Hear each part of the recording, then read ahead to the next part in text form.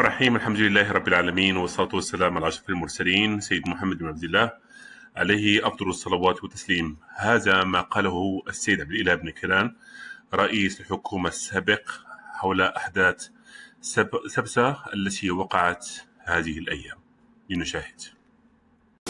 بسم الله الرحمن الرحيم. الحمد لله والصلاة والسلام على رسول الله آله وصحبه ومن تبع هداه.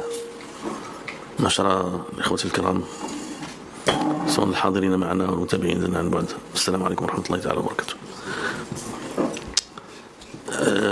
كان من المفروض أن نعقد هذا اللقاء في الأسبوع المقبل، ولكن استعجلنا عقده في هذا اليوم لنلتقي في بداية هذا الشهر وبعد الخطاب الملكي والاحتفال بعيد العرش، ونتداول في القضايا الخاصة بنا كذلك بالنسبة للمستعجلة كقضية بعض الدوائر التي لم تصبح نهائية وهي قليلة الحمد لله، لم يصبح الترشيح فيها نهائيا وهي قليلة، ولكن أجد نفسي مضطرا أن أحكي لكم بعجالة يعني كيف عشت هذه المأساة التي مرت على دولتنا وعلى أمتنا المغربية في هذه الأيام، ثم بعد ذلك نتحاور. أشعر أن هذا أمر مستعجل لابد يسبق لا الخطوط العريضة للبرنامج ولا هذا، لأنه الحقيقة تعود الأسئلة كلها لتطرح علينا من جديد، ذلك أنه يوم الأربعاء توجهنا إلى مدينة المضيق لكي نبيت فيها ونكون مستعدين للذهاب لأنك تكون إلى القصر، ساحة هنالك ساحة جميلة إلى آخره يستقبل فيها جلالة الملك ضيوفه الذين يأتون ليشاركوا الاحتفال بهذه المناسبة. وحفل استقبال عادي يقع كل سنة في المضيق كثيرا، ولكن قد يقع في أماكن أخرى في بعض الأحيان، في الرباط أو في تطوان إلى آخره أو في طنجة.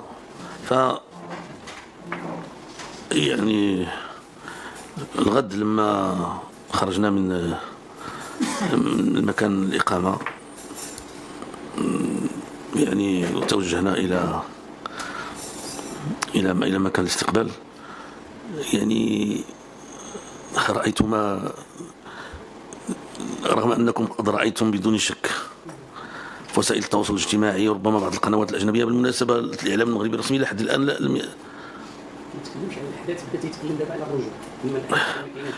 الرجوع. المهم السيل من البشر على يمين الطريق ويسارها لا يتوقف، من المواطنين عموما شباب ولا تصل أعمارهم إلى 20، كيبانوا بزاف منهم 14 15 16، بعض منهم 20، بعض الأشخاص كبار، بعض الأشخاص كبار رجال ونساء، قلال، ولكن سيل. أنا تعجبت شنو وقع. طبعا أنا فهمت أنهم غاديين الحدود ديالنا مع سبتة، فهمت طبيعة الحل باين داك الشيء، ولكن ماشي واحد، ماشي جوج، ماشي ثلاثة، ماشي أربعة، ماشي خمسة، ماشي زرافات وحدانا. كاين اللي غاديين جوج ثلاثة، كاين اللي غاديين 8 9 10، كاين اللي غاديين وعمومهم نصف أجسامهم عارية، بمعنى أنهم مستعدون للارتماء في البحر. ما عندهم لا صاك لا حوايج لا ماء، ما عندهمش الماء. تنتعجب أنا كنشوف كنقول دابا غير هادو شنو غيشربوا، ماذا سيشربون؟ غير نقولوا الجوع غيصبروا عليه، ما كيظهر عندهم لا ماكل لا حتى شي حاجه، فهمتي؟ لا غادي زرافات وحدنا. ولا النهار ديال عيد العرش والامن موجود، وفي انسيابيه ما ظهر ملي كنا راجعين شفنا واحد نزاع ولا معركه بين شي دراري، ولكن غاديين. انا مرضت لا اخفيكم، كنت كنقول شنو وقع. اولا شنو وقع، وهذا سؤال الى حد الان باقي ما فهمتوش وما عرفتش شنو وقع، حيت بعض الناس عيبوا عليا انني ما تكلمتش. مع من غنتكلم علاش غنبني؟ انا تكلمت نهار في 20 فبراير، كان امامي جمهور له مطالب، تكلمت معهم بانصاف، قلت لهم داك الشيء اللي كتقولوا معقول، ولكن خصكم تحدوا الاطار اللي سميتو انت. وتكلمت مع جيل زاد لانه كذلك يعني كانوا، لكن هذا شنو واقع بالضبط في هذه البلاد؟ انا ما فهمت حتى شي حاجه، وما يوقعش التوقير غير على الاقل ديال النهار ديال الاحتفال ديال سيدنا ودايزين قدام القصر، حيت كاين على اليمين ملي كنا غاديين على اليمين كاين الساحه، وعلى الشمال كاين القصر ديال جلاله الملك تتزنا قدامه، ما كنتش كنعرفوا انا بزاف، ما عقلش عليه تشوف ودايدوزو قدامه اقامه او قصر الله اعلم، فهمتي ولا ما عرفت انا جاب لي الله هذاك قصر، المهم سواء كان اقامه او قصر ملي يكون فيه زينه راه هو قصر. صحيح. ذهبت فرحه المشاركه في الاحتفال واستقر مكانها يعني حزن وتساؤلات عميقه وخطيره وفظيعه. بون قضينا ذاك الساعه حتى ملي جا سيدنا الى اخره، وقفنا يعني وهو عمل ذاك الاستقبال اللي كيعمل ذاك الشيء وكذا الى اخره، وخرجنا ورجعنا للمكان ديال الاقامه باش نجمعوا ريوسنا ونتغداو ونرتاحوا وكذا الى اخره. نفس الصوره، سيل من البشر. وصلنا تغدينا ارتحينا شويه نمشيو ورجعنا نفس الصوره واكثر حوالي الساعه السادسه، بحيث واحد الساعه غير باش ندخلوا للطرود كان خصنا غير نقطعوا الطريق، احتاجنا الامن يوقف هذاك السيل باش ندوزوا، لانه يعني فهمتي يعني مشينا دزنا في لوطورود، تخيلت ان في لوطورود ما كاينينش نفس اقل الناس اللي كانوا في لوطورود جايين على رجليهم وعريانين بديك الطريقه وهذا الى اخره قلال، ولكن حتى هي عامره، حتى هي غادي الناس غادي زرافات وحدنا. وبقي الحال على ذلك حتى تجاوزنا مدينه طنجة ب 30 أو 40 كيلومتر او اكثر، حتى وطاح الظلام والناس جايين، وغربي اللي جانا كنت توقع حادثه جاب الله فريد انتبهنا ما انتبهتش، حنا غاديين واحد السيل ديال البشر غيقطع الطريق. وي بيان سور كانت غتكون زعما كارثه، ولكن الله سلم. يمكن حتى فتنا، يمكن حتى وصلنا للعرايش، مازال بعد العرايش باقي الليل، والناس اللي جايين ودراري صغار وعيالات وهذا وبنات وبجوار غابه مظلمه. زعما كانت انا بالنسبه لي كانت مأساة ما فهمت فيها والو الى حد الان. وكلكم عارفين الاحداث كيفاش وقعت ومشاو. انا ما عرفش بالمناسبه كيفاش وقعت، غير داك الشيء اللي تنسمع. الى حد الان راني باقي الاخوان تحت الصدمه في الحقيقه، ولا اخفيكم انني في تلك اللحظه فكرت في ان اقدم استقالتي من الحياه السياسيه في هذا الوطن بصفه نهائيه، لولا اننا يعني في ظرف ربما كنت نقدم استقالتي نهائيا، ولكن الشعور بالمسؤوليه ما خلانيش لحد الان، ما عرفتش اش غندير، لاننا عجزنا ان نجد لابنائنا وبناتنا الصغار منطق ومقاربه تجعلهم ياملون في المستقبل ويرفضون ان يغادروا بلدهم، وخصوصا بهذه الطريقه. يعني الهجره مشروعه، ولكن الهجره عندها قواعد وعندها قوانين وعندها منطق وعندها فهمتني، لا ماشي هكذا كتكون. هذا شي حاجه ماشي هي هذيك.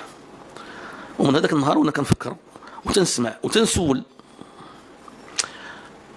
بطبيعه الحال بحال الناس اللي سولتهم ولا اللي يعني بحال فهمت شويه اكثر، ولكن الى حد الان نقدر نختصر لكم الكلام نقول لكم ما فهمت والو. مع من غنتكلم؟ واش نتكلم مع هاد الشباب اللي خرجوا ما عرفتش واش بعدا توقف هذاك الشيء ولا مازال كيظهر لي توقف دابا الرجوع يمكن فهمتي. يعني مع من غنتكلم؟ معهم، مع السلطه، مع الحكومه، مع جهه خارجيه، ما الى حد الان انا باقي ما عرفت والو. ولهذا انا كنظن الاخوان هذا الموضوع هذا خصنا نناقشوه هو الاول، ما نطولوش. الا كاين شي حاجه زعما باش نكونوا واحد الراي اللي انا شفت بعض الاحزاب مشكوره يعني عبرات على مواقف والى اخره. بطبيعه الحال مسؤوليه الحكومه مسؤوليه واضحه، ولكن انا ما بغيش نتسرع باش نعرف واش مسؤوليه الحكومه بوحدها ولا الى اخره يعني. ولكن كاينه مسؤوليه جماعيه، ديالنا بصفه عامه كدوله، فهمتني ولا لا؟ ماشي معقول باي وجه كان باش السيل من البشر يخرج ويمشي وفي هذا النهار بالخصوص. هو ماشي معقول في اي يوم، ولكن في هذا النهار من باب اولى. كيفاش ما ان شاء الله وصافي. فين كاين السلطه، فين كاين شنو وقع. طبعا هذا الشيء ماشي اول مره تيوقع، ولكن بهذا الشكل هذه اول مره تيوقع. فانا اليوم ايها الاخوه الكرام احتاج الى من يساعدني على ان افهم واستوعب، ولكن ما يمكن لناش لا نفهموا ولا نستوعبوا الا ما كانش عندنا زعما واحد الصوره واضحه. ولهذا انا عندي اليوم طلب واحد، راه دورت كل شيء هادشي في راسي، فلم اجد احسن ان اطالب ونطالب جميعا يعني بلجنه لتقصي الحقائق او بهيئه اخرى، فهمتي، او بهيئه اخرى باش تعطينا. لان شنو وقع بعدا؟ العالم كله مقلوب، والاعلام ديالنا لا خبر ولا اثر. شنو وقع دابا عاوتاني حتى هذا الاعلام ديالنا شنو حكيتو؟ لاش صلح بابا هذا الاعلام؟ لاش صلح؟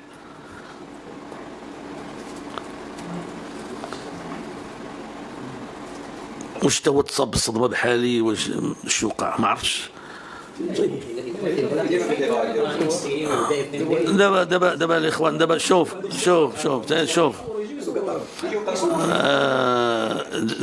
لا غير معقول هذا الشيء. هذا الشيء اللي وقع ماشي معقول ونحن في حاجه الى ان نفهم.